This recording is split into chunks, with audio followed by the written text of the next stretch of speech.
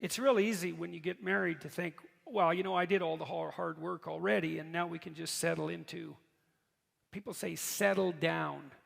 Jesus, that's a dismal view of marriage. We're going to settle down. It's like, how about strive up? That'd be better. And so you got to put some work into it, especially why? Well, you get married, you both have jobs, maybe you're going to have kids.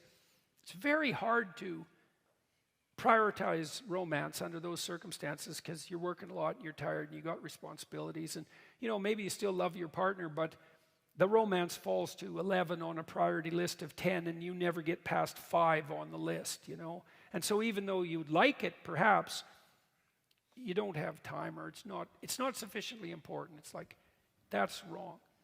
Your kids will benefit from the beauty of your relationship. They'll benefit from that more than from anything else. And so that it needs to be, I don't know, is it number one? It might be number one on the priority list.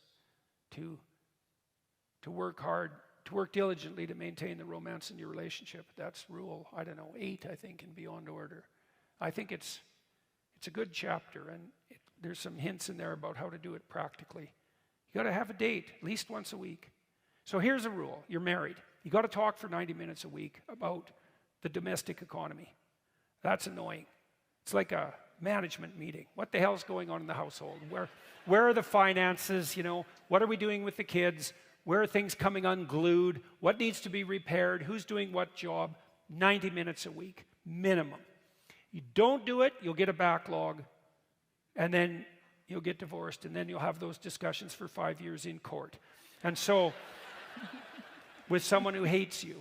And so, with lawyers taking all your money while you're doing it. So, 90 minutes a week, man, you better talk to each other and clear away the rubbish. And then 90 minutes a week, you better have your romantic interlude. And you might say, well, I'm not in the mood. It's like, get in the goddamn mood. I mean it. Like, it's like, I don't really feel like it. It's like, yeah, no kidding. Because you're tired and the kids are noisy and, what's your point?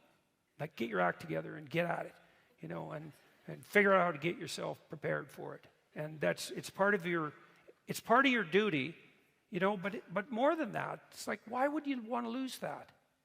There's not that. How many things in your life are genuinely like revitalizing, like romance, beauty, music? There's a handful of things, but that's definitely one of them. You don't want to lose that. So at least once a week, you need a date. And, if you're lucky, maybe it's 3 times a week. And if you're sane, you can probably manage it twice. But once is a minimum. And so you got to make it a priority, man. And you're going to have to get that 90 minutes of cluttered economic discussion out of the way beforehand, because otherwise it'll exist as a barrier between you. So you got to have that communication. You have to. You'll pay for it. And you don't want to do it because you really want to talk to your wife. It's like, no. She doesn't really want to talk to you either, because it's the details, the painful details of life that have to be negotiated, and it's work. I'm being a bit cynical about that, but you get my point. And people do avoid that. They leave it in the fog, They leave it in the fog. Don't lose that romantic vision, man. That's a big mistake, but you have to work at it. Like, you have to work at it real hard to keep it alive. But it's worth it if you can do it.